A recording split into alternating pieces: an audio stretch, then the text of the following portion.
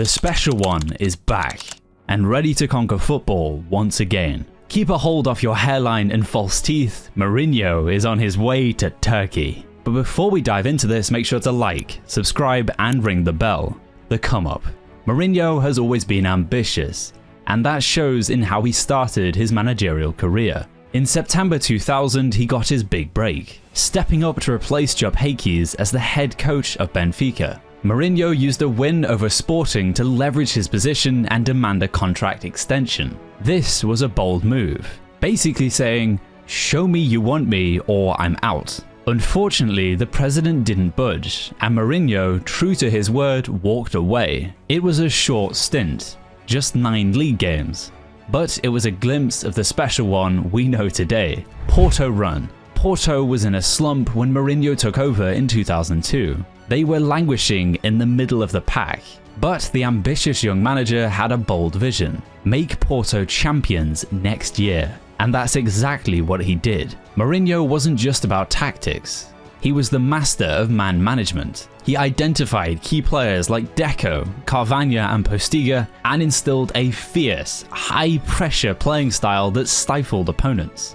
The results were immediate. Porto stormed to the league title in 2003, crushing their rivals Benfica and setting a new points record. They also won the Portuguese Cup, completing the domestic double. But Mourinho wasn't satisfied with just Portuguese dominance. He led Porto to a stunning UEFA Cup victory in 2003, defeating Celtic in the final. The following season was even more remarkable. Porto went on an incredible Champions League run, eliminating giants like Manchester United and Lyon. The climax came in the final against Monaco, where Porto secured a 3-0 victory, etching their name in European football history. This period also saw the birth of the iconic Special One persona. His dramatic celebration after Costina's late winner against Manchester United became a defining moment, showcasing his passion and self-belief. He left Porto a hero, having achieved the unthinkable and establishing himself as one of the most exciting young managers in the world. First Chelsea run. Jose Mourinho's arrival at Chelsea in 2004 was nothing short of seismic. He wasn't just a manager, he was a self-proclaimed special one, and he had the trophies to back it up. Mourinho brought his trusted team from Porto and splashed the cash on world-class talent like Drogba, Essien and Carvajal. He instilled a ruthless winning mentality and a tactical discipline that the Premier League had never seen before. The results were immediate. Chelsea stormed to the league title in 2005, ending a 50-year drought and shattering numerous records along the way. They followed it up with another title in 2006, solidifying Mourinho's status as a Premier League legend. Beyond the league dominance, Mourinho added the FA Cup and 2 League Cups to the trophy cabinet, completing the domestic sweep. He even managed to reach the Champions League semi-finals twice, showcasing his ability to compete at the highest level. Despite the success, tensions began to rise between Mourinho and owner Abramovich. The arrival of Abram Grant as director of football further complicated matters. In 2007, after a disappointing start to the season, Mourinho surprisingly left Chelsea by mutual consent. Mourinho's first stint at Chelsea was a whirlwind of trophies, drama and unforgettable moments. He left as the club's most successful manager, forever writing his name in Premier League history.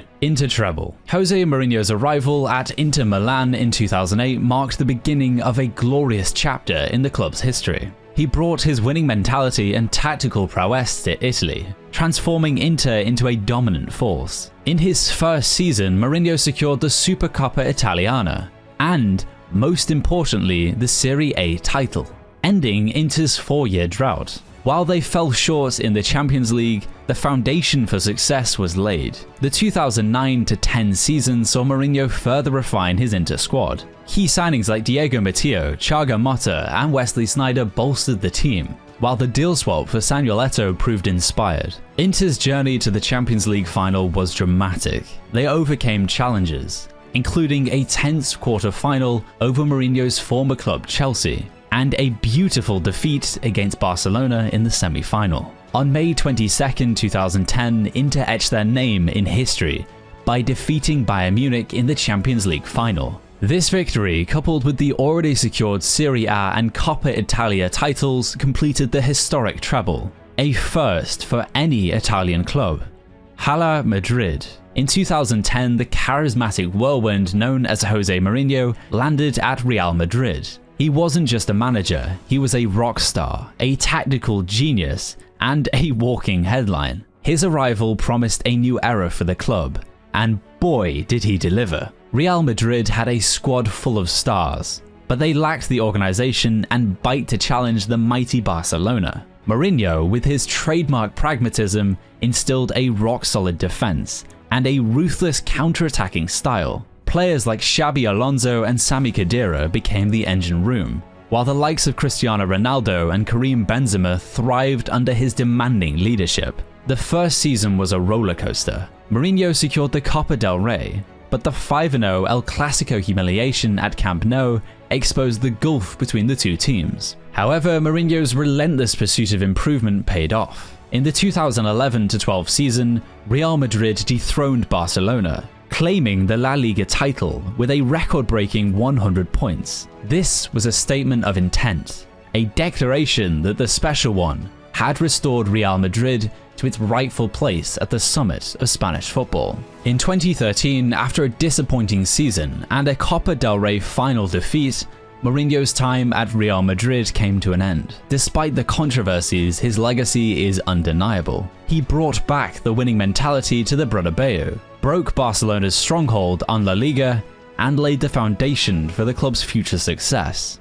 Return to Chelsea. In 2013, Jose Mourinho made a triumphant return to Stamford Bridge, the place he called his second passion. This time, he wasn't just the special one, he was one of their own. The Blues started strong, winning their first game back and reaching the UEFA Super Cup final. While they ultimately lost to Bayern Munich, the swagger was back. Mourinho's magic touch was evident as he molded the squad, bringing in Diego Costa, Cesc Fabregas, and Thiago Courtois, and even bringing back the legendary Didier Drogba. The 2014-15 season was a roller coaster. Despite Mourinho downplaying their chances, Chelsea dominated the league, claiming their third Premier League title and the League Cup. However, a shocking FA Cup exit to Bradford City and a Champions League round of 16 defeat to PSG left a bittersweet taste. The following season started with a new contract and high hopes, but things quickly turned sour. Chelsea struggled,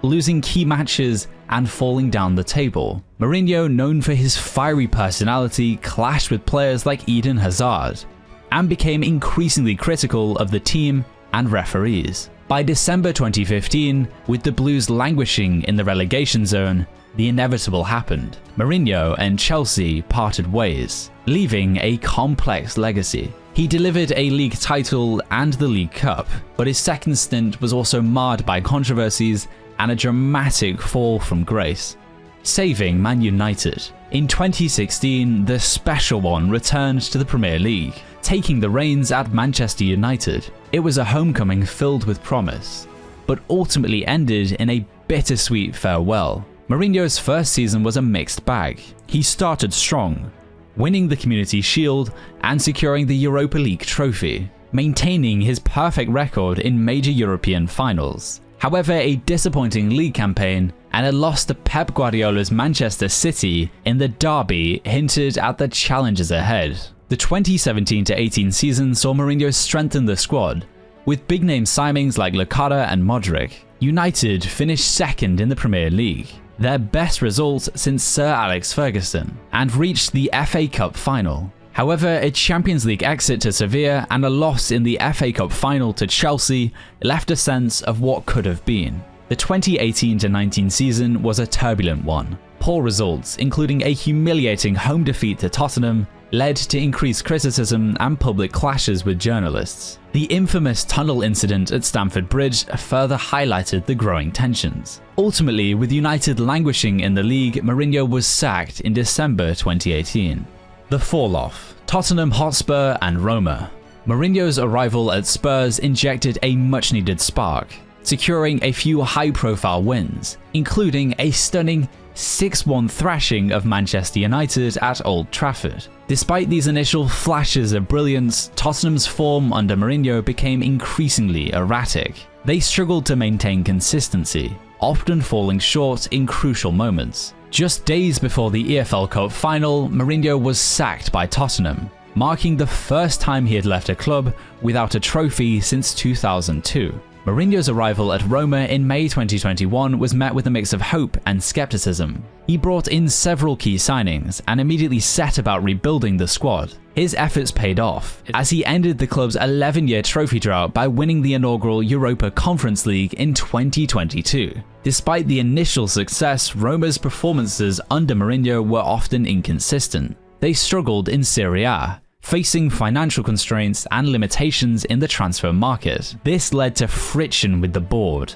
as Mourinho felt he lacked the resources to compete at the highest level. In a surprising turn of events, Roma reached the Europa League final again in 2023, but ultimately lost to Sevilla on penalties. This marked Mourinho's first defeat in a European final, a significant blemish on his otherwise impressive record in continental competitions. Mourinho's relationship with the Roma board reportedly deteriorated due to disagreements over transfer policies and financial backing. He eventually left the club in January 2024, leaving behind a mixed legacy. The Fenerbahce future.